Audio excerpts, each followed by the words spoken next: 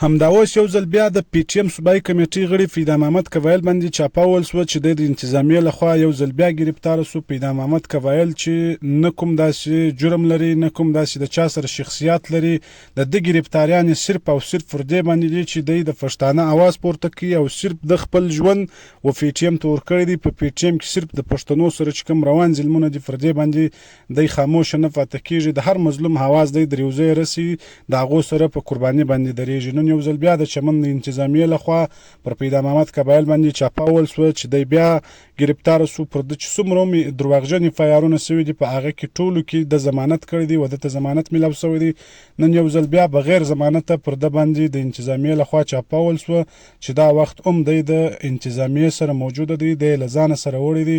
فیدا محمد کوایل نور پر دنیا یو جرم نه لري، صرف جرم یې دا دی چې دی په پی ټي ایم کې دی د پښتانه حواس پورته کوي، د ظلم خلاف دی.